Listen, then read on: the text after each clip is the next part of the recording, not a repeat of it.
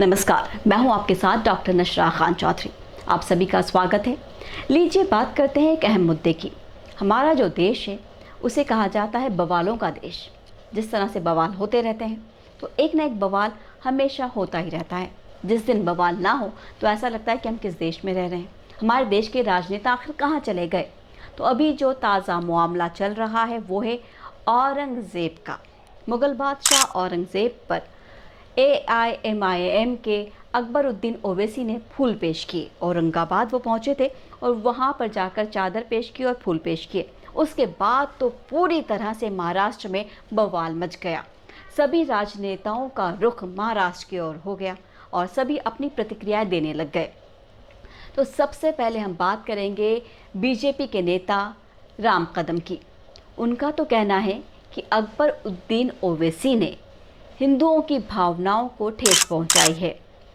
उन्होंने राष्ट्रीय द्रोह कर दिया है, क्योंकि मुग़ल बादशाह कितना क्रूर था ये सब जानते हैं। अब ऐसे में राष्ट्रीय भावनाएं आहत हुई हैं। आहत हुई भावनाओं के लिए राष्ट्रद्रोह का मुकदमा अकबरुद्दीन पर चलना चाहिए, ये उनकी तरफ से प्रतिक्रिया है। वही हम बात कर लें शिवसेना के एक नेता की, जिनका नाम है चंद्रकांत खैरे। उनका तो कहना है कि ये जो दरगाह है, ये जो मज़ार है औरंगज़ेब का, यहाँ पर कोई नहीं जाता, ना हिंदू जाता है ना मुसलमान जाता है, और ऐसे में बीजेपी इसको मुद्दा बना रही है। तो बीजेपी को ये याद रखना होगा कि देश के लिए बलिदान की अगर बात होती है तो जितना बलिदान हिंदुओं ने दिया है उतना ही बलिदान मुसलमान ने दिया है। ये कहना है चंद्रकांत खैरे का। वहीं हम बात करें बीजेपी के एक और नेता नितेश राणे की, तो नितेश राणे का कहना है कि 10 मिनट के लिए पुलिस को हटा दिया जाए, फिर अकबरुद्दीन ओवैसी का जो वो करेंगे वो देख लीजिएगा। तो क्या एक राजनेता को इस तरह की बात करना शोभा देती है? खैर, मामला यहीं पर ख़त्म नहीं होता है, मामला आगे बढ़ता है। अब इसमें 2 और पार्टियां शामिल हो गई हैं, जिसका नाम है शिवसेना और मनसे। शिवसेना का एक अखबार आपने सुना ही होगा जो निकलता है सामना के नाम से। सामना में बीजेपी को निशाना साधते हुए प्रधानमंत्री को भी इस कटघरे में खड़ा कर दिया है कि प्रधानमंत्री आखिर मौन क्यों हैं। शिवसेना और बीजेपी की तल्खियाँ पिछले 2.5 साल से चल रही है, आप सभी जानते हैं। तो अब बीजेपी ये सवाल उठा रही है कि हमारे देश का जो युवा है, हमारे देश की राजनीति है, वो भ्रमित होती जा रही है, मार्गदर्शन खोती जा रही है। अब इन सबको मार्गदर्शन चाहिए प्रधानमंत्री नरेंद्र मोदी का, तो वो खामोश क्यों बैठे हैं। साथ ही साथ हम बात करना चाहेंगे शरद पवार की। शरद पवार ने भी अपनी तरफ से प्रतिक्रियाएं देना शुरू कर दी हैं। उनका ये कहना है कि अकबरुद्दीन ओवैसी इसीलिए यहाँ पर आए हैं कि वो महाराष्ट्र में कोई बवाल पैदा करें।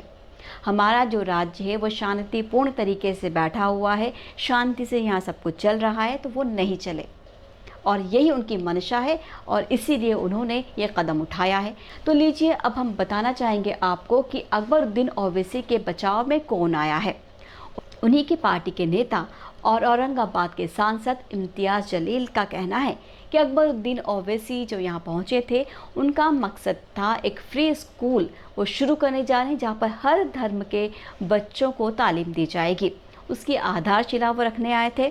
उसके साथ साथ यहाँ पर पास ही में बाबा शाह का मज़ार है, जहाँ पर उन्होंने फूल पेश किए, और जो भी यहाँ पर आता है बाबा शाह मुसाफिर के मज़ार पर जो फूल पेश करता है, आसपास जो भी मज़ार है उन पर भी फूल पेश कर दिए जाते हैं। तो ऐसे में उनकी कोई मंशा नहीं थी कि वो किसी की भावनाओं को आहत करे। यहाँ पर उन्होंने ये तक कहा है कि दूसरे नेताओं को उनसे सीख लेनी चाहिए कि दूसरे राज्य में आकर एक फ्री स्कूल वो खोल रहे हैं। खैर, मामला यहीं पर ठंडा नहीं हुआ। अब अकबरुद्दीन ओवैसी के भाई असदुद्दीन ओवैसी की तरफ से भी बयानबाजी शुरू हो गई है। उन्होंने शरद पवार के लिए कहा है कि शरद पवार संजय राउत के लिए तो प्रधानमंत्री से मुलाकात कर सकते हैं, संजय राउत के लिए तो वो सब जगह बात कर सकते हैं, लेकिन नवाब मलिक के लिए वो कोई कदम क्यों नहीं उठाते। नवाब मलिक के लिए उनकी आवाज़ क्यों चुप हो जाती है। तो देखा आपने किस तरह से एक के साथ एक मामला बढ़ता जाता है और साथ साथ निशाने पे निशाने साधते जाते हैं।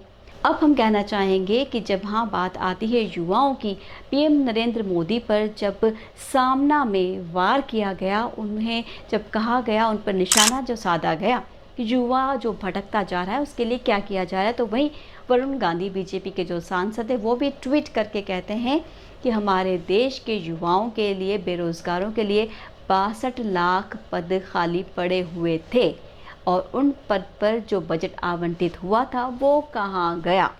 तो ऐसे बहुत सारे सवाल हैं, बहुत सारी बातें हैं जिनके सवाल के जवाब हमें नहीं मिलते हैं। खुद वरुण गांधी ये सवाल जब उठा रहे हैं तो पार्टी को इसका जवाब देना चाहिए कि आखिर बजट कहाँ गया। तो मुद्दा घूम फिर कर आ जाता है, राजनीति में यही होता है कि बात को घुमा दी जाती है, बात हिंदू मुसलमानों पर आ जाती है। औरंगज़ेब का मुद्दा जो गरमाया हुआ है, अब वो कब शांत होगा ये तो वक्त आने पर ही पता लगेगा। लेकिन फ़िलहाल ये बात ज़रूर सामने आ गई है कि एक जब बात शुरू होती है तो बहुत दूर तक जाती है।